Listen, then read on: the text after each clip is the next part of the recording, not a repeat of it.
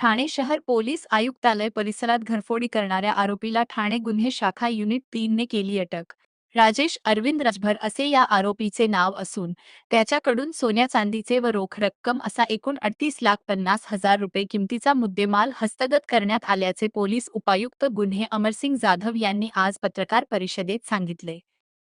आरोपी राजेश अरविंद राजभर वय 30 वर्ष, मूळ राहणार आजमगड उत्तर प्रदेश व सध्या राहणार डोंबिवली, याला गुन्ह्याच्या घटनास्थळी व परिसरातील सीसीटीव्ही फुटेज व तांत्रिक विश्लेषण करून तसेच गुप्त बातमीदारामार्फत मिळालेल्या बातमीवरून कल्याणचे गुन्हे शाखा युनिट 3 चे वरिष्ठ पोलीस अधिकारी अजित शिंदे, सहाय्यक पोलीस निरीक्षक सर्जेराव पाटील यांच्या पथकाने आजमगड राज्य उत्तर प्रदेश येथून ताब्यात घेतले। त्याच्याकडे चौकशी केली असता त्याने ठाणे, नवी मुंबई, पालघर, ठाणे ग्रामीण क्षेत्रात घरफोडी करून चोरी केलेले सोन्याचे चांदीचे रोख रक्कम त्याची पहिली पत्नी व भाऊ राकेश अरविंद राजभर याच्याकडे ठेवल्याचे सांगितले।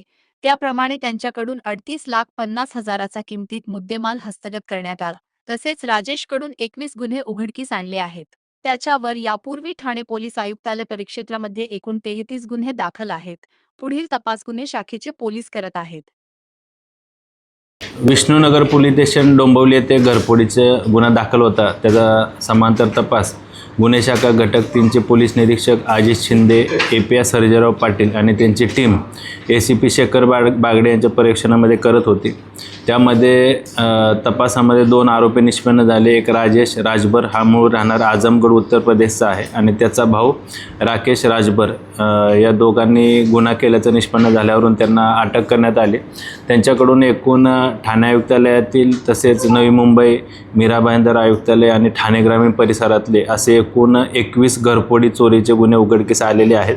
त्यामध्ये सोन्या चांदीचे दागिने मिळून असा एकूण 38 लाखाचा मुद्देमाल अद्यापपर्यंत जप्त करण्यात आलेला आहे। राजेश राजभर याची पोलीस कोठडी आजपर्यंत आहे। या दोन्ही आरोपींवर यापूर्वी 33 घरफोडी चोरीचे गुन्हे दाखल आहेत वेगवेगळ्या ठिकाणी। या गुन्ह्याचा पुढील तपास गुन्हे शाखा घटक 3 ची टीम करत आहे। त्यामध्ये अजून काही घरफोडी चोरीचे गुन्हे निष्पन्न होण्याची, उघडकीस येण्याची शक्यता आहे। सर, त्यांची मोडस कशी करतात? कटावणीच्या सहाय्याने किंवा इतर अवजारे वापरून ते कडीकोंडा तोडून घरामध्ये प्रवेश करून चोरी करत। त्याच्यावर रेकी वगैरे करायचं? रेकी करत होते परिसरामध्ये। काय म्हणजे पार्श्वभूमी काय? दोन्ही आरोपींवर यापूर्वी एकूण 33 गुन्हे दाखल आहेत चोरी आणि घरफोडीचे। हे मूळ राहणारे आजमगडचे आहेत, सध्या डोंबिवलीमध्ये ते राहतात आणि चोरी घरफोडी करणे ही त्यांची मोडस। हे दागिने कोणाला विकायचा आहे? त्या अनुषंगाने तपास सुरू आहे। कुठल्या ज्वेलर्स त्यांनी दिले होते, काही उत्तर प्रदेशचे ज्वेलर आहेत, काही मुंबईतले ज्वेलर्स आहेत, त्यांच्याकडे सुद्धा आम्ही तपास करत आहे। तर रिसिव्हरला अटक वगैरे काय?